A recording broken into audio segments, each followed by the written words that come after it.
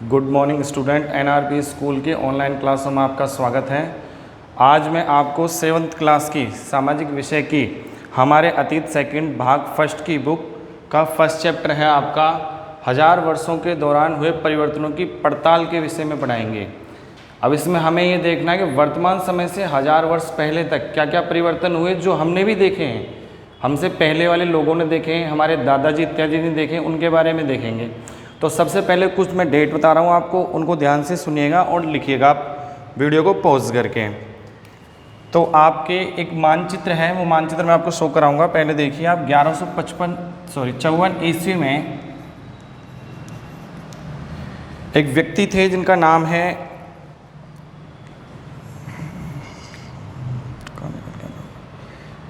भूगोलवेत्ता अल इद्रिसी।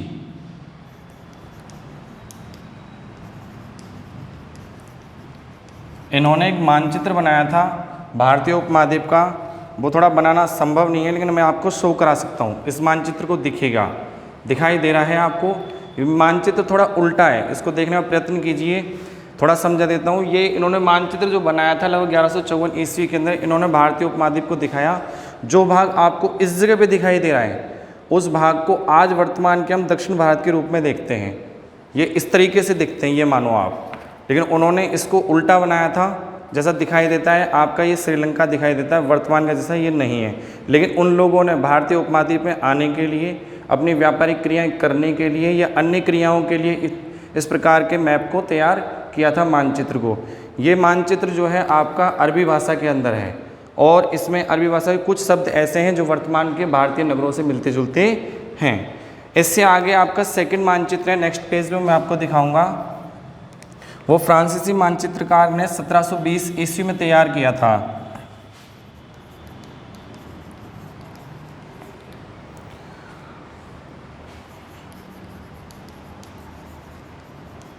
और ये वाला मानचित्र आपको मैं जब दिखाता हूँ तो ये मानचित्र बिल्कुल आपके वर्तमान भारतीय उपमहाद्वीप जैसे मानचित्र है वैसा ही दिखाई देता है। ये आपका भारतीय उपमहाद्वीप का दक्षिणी भाग है जो तटीय क्षेत्र है। ऊपर आपका हिमालय क्षेत्र है और नीचे आपको श्रीलंका दिखाई दे जाएगा।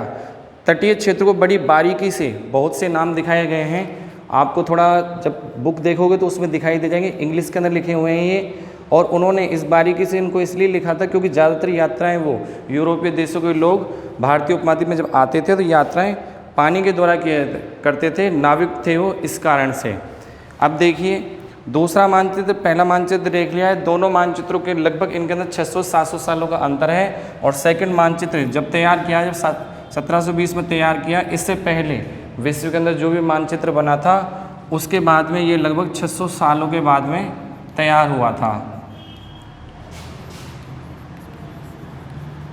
और इस मानचित्र में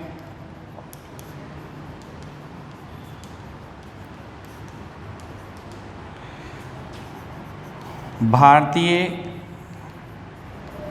तटीय क्षेत्रों को नाविकों ने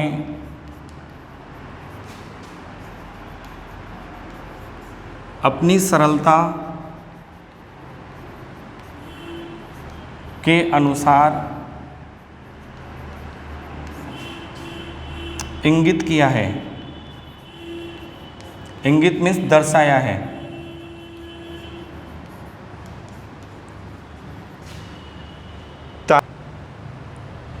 दर्शाया है ताकि ये लोग आसानी से अपनी यात्राओं को पूर्ण कर सकें और अपनी व्यापारिक क्रियाओं को करते हुए भारतीय उपमहाद्वीप के अंदर भी प्रवेश कर सकते थे। इन मानचित्रों की सहायता से इन लोगों ने भारतीय उपमहाद्वीप में आकर व्यापारिक क्रियाएं की थी, जिनके बारे में हम कुछ अगले लेसनों में पढ़ेंगे। आपका नेक्स्ट टॉपिक है नई और पुरानी शब्दावली।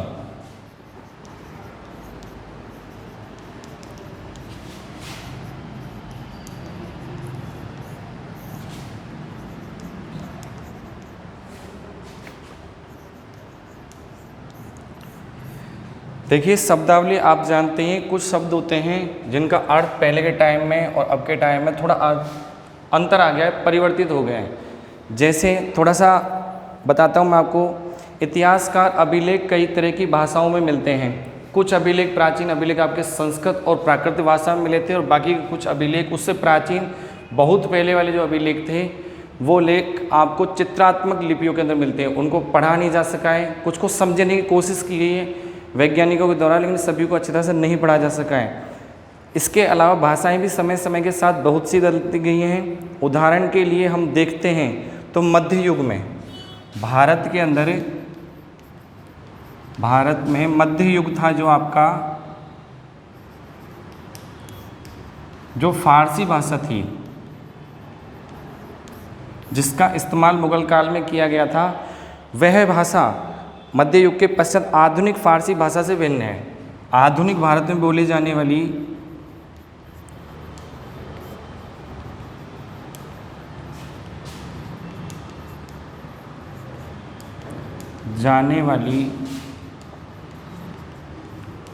फारसी भाषा से भिन्न है। शब्द वैसे हैं, थोड़ा अर्थ में परिवर्तन देखने को मिलता है, तो ये नई शब्दावली है। इसके पश्चात उदाहरण के लिए हम हिंदुस्तान शब्द को ही ले लेते हैं।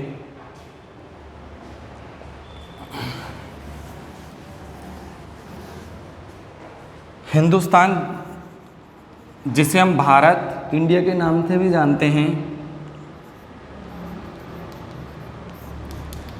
आप जानते हैं वर्तमान में हिंदुस्तान की क्षेत्रफल क्या है, कितनी लंबाई है, कितनी चौड़ाई है, ऊपर हिमालय की पहाड़ियों से लेकर नीचे दक्षिण के अंदर प्रायद्वीपीय पठार तक फैला हुआ है। लेकिन जिस समय की बात कर रहे हैं अभी हम, मध्यकाल की, उससे पहले की, तो उस समय हिंदुस्तान सिर्फ पंजाब, हरियाणा और गंगा नदी के मध्य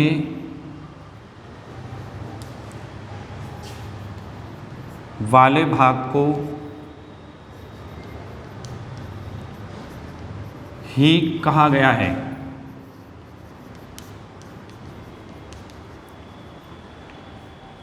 इसे नोट करने के लिए आप वीडियो को पॉज कीजिए, नोट के लिए कर लिया करें, जो भी आपको अच्छा टॉपिक लगता है उसे, परिभाषाओं के आधार पे। ये शब्दावली आपकी, जैसे हिंदुस्तान की बात की गई है, 13वीं शताब्दी में बताई गई है। इसमें कहा गया जो हिंदुस्तान आज आप वर्तमान में जानते हो वैसा नहीं कहा गया था। इसको 13वीं शताब्दी के अंदर लगभग एक व्यक्ति थे जिनका नाम है मिन्हाज ए सिराज।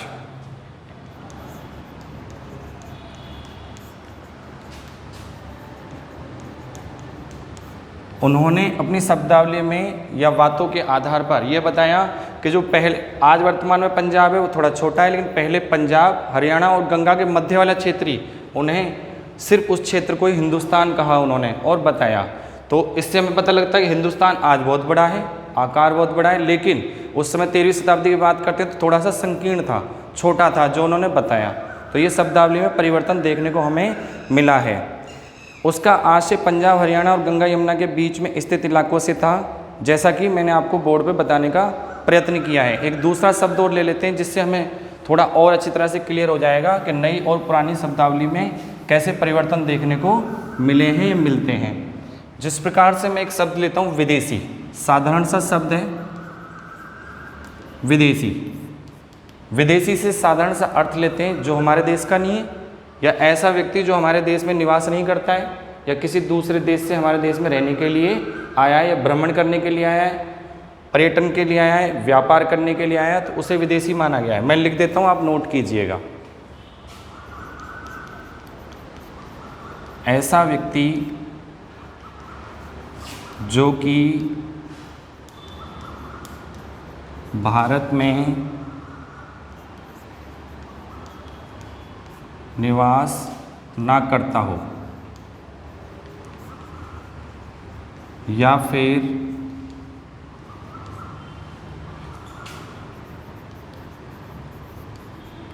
भारतीय ना हो, उसे विदेशी माना गया है आज वर्तमान में। लेकिन ये शब्दावली वर्तमान के आधार पर, पहले विदेशी किसी और को ही कहते थे। कैसे कहते थे वो भी देखिए।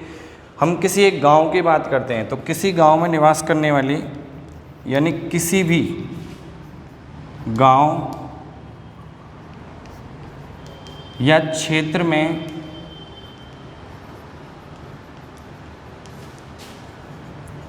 निवास करने वाले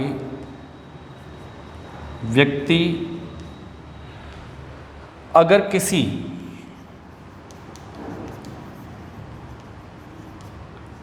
अन्य क्षेत्र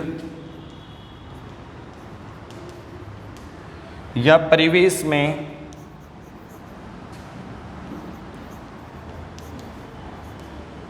जाते हैं और उनकी भाषा व रीतियों में अंतर होता था तो ऐसे व्यक्तियों को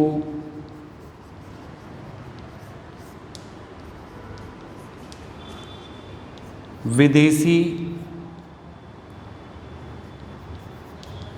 या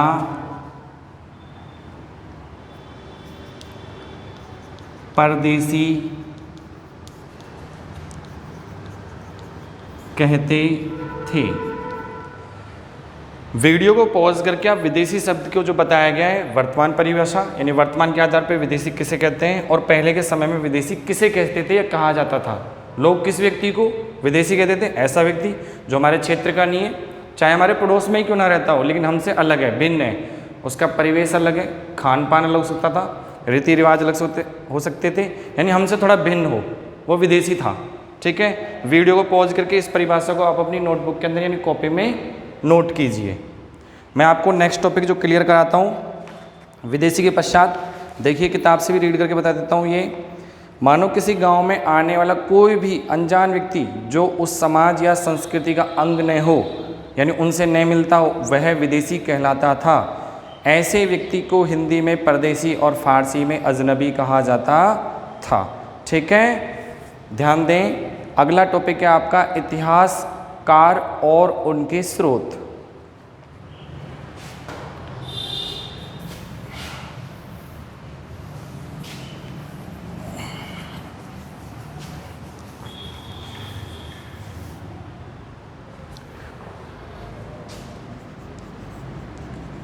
इतिहासकार और उनके स्रोत। देखो आप इस चीज़ पे ध्यान देंगे, इतिहासकार कौन होते हैं? इतिहास के बारे में जानकारी रखने वाले। मैं लिख देता हूँ, इतिहासकार यानी कि ऐसे व्यक्ति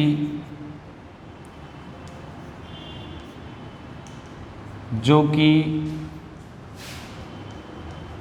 अपनी जानकारियों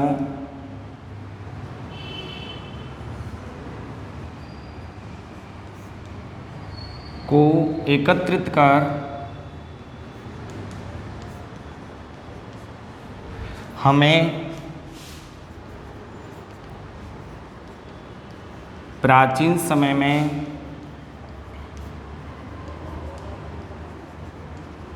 हुई घटनाओं और उनसे संबंधित जानकारियों को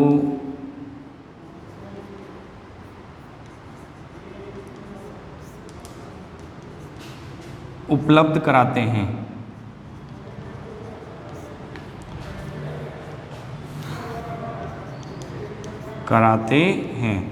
उन्हें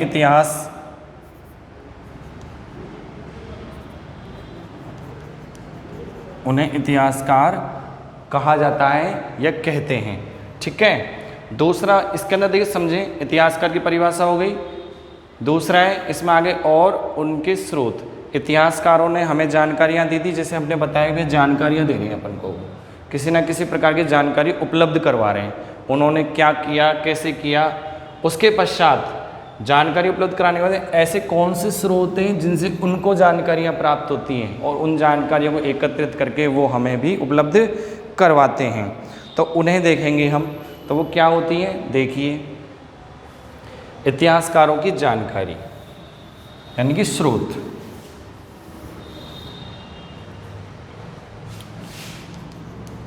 स्रोत का साधारण अर्थ होता है किसी चीज़ को पूर्ण होने में किन किन की सहायता लगती है, उसे हम स्रोत कहते हैं। तो इतिहासकारों के स्रोतों में सबसे पहले आएगा शिलालेख। शिलालेख क्या होते थे? शिलालेख प्राचीन समय में जो राजा, रानियां, प्रशासक या शासन करने वाला कोई भी व्यक्ति, ऐसे व्यक्ति अपने से संबंधित यानी अपने क्रियाकलापों का एक लेखा तैयार करवाया करते थे। वो लेखे ज़्यादातर इस प्रकार की वस्तुओं पर तैयार करवाए जाते थे जो भविष्य में बहुत दिनों तक सुरक्षित रह सकें। उस समय वर्तमान में हम जो कागज़ यूज़ लेते हैं या काम में लेते हैं, वैसे कागज़ उपलब्ध नहीं थे। तो उन लोगों ने शिलाओं के ऊपर यानी पत्थर के चौकोर टुकड़े, आयताकार या जैसे भी टुकड़े थे, उन पर लेख लिखवाए थे उस समय की अपनी भाषा के अंतर्गत। उन्हें शिलालेख कहा जाता है या कहते हैं। ध्यान देना है इस चीज़ को। अगला है आपका सिक्कों।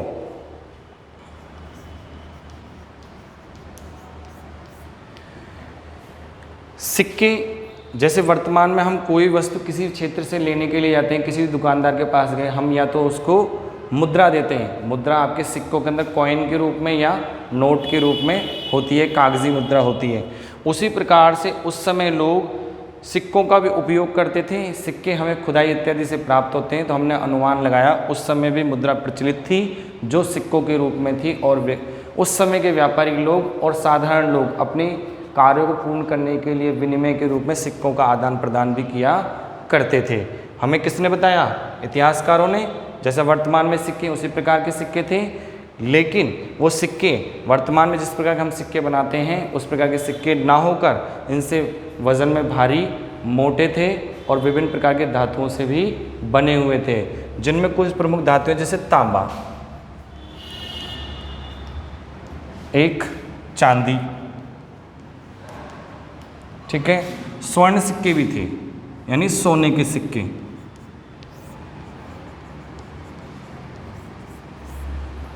और उस समय की जानकारी उपलब्ध इतिहासकारों ने हमें उपलब्ध कराई। तो इन सिक्कों पर बनी कुछ आकृतियों, राजाओं के नाम या शासकों के नाम, उस समय प्रचलित कुछ प्रथाओं के चित्र अंकित हैं। उससे हमने इनके बारे में भी जानकारियाँ एकत्रित की हैं जो हमें इतिहासकारों ने उपलब्ध करवाई हैं।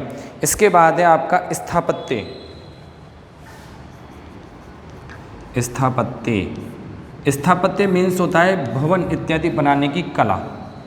भवन इत्यादि बनाने की कला, इसे कहा गया है स्थापत्य।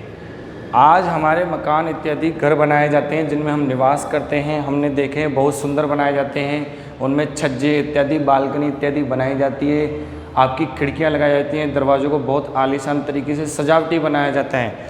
उस समय भी लोग जो पहले के समय में जो लोग इत्यादि रहा करते थे, उन्होंने भी अपने भवन इत्यादि को नए डिज़ाइन में बनाना प्रारंभ कर दिया। तो बहुत अलग डिज़ाइन बनाया करते थे, जैसे छज्जे थे, कंगूरे बनाए जाते थे इत्यादि, बड़े बड़े दरवाजे, मेहराब बनाए जाते थे, गुंबदाकार यानी आधे कटोरे की आकृति, उल्टी आकृति के जैसे आपको डिज़ाइन बनाए जाते थे जो भवनों इत्यादि में देखने को मिलते हैं। तो ये होती है स्थापत्य। तो उससे भी हमें उस समय की जानकारी उपलब्ध होती है जो हमें इतिहासकारों ने दोबारा से यानी कई बार उपलब्ध भी करवाई है। इसके पश्चात है लिखित सामग्री। लिखित सामग्री के बारे में हम देखते हैं।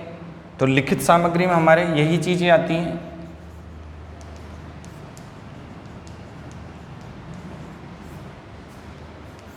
लिखित सामग्री में आपके, चलो देखिए आज का ये लिखित सामग्री, नेक्स्ट जो सेकंड आपका लेक्चर रहेगा उसमें इसको और पूर्ण करेंगे। टॉपिक बहुत बड़ा है।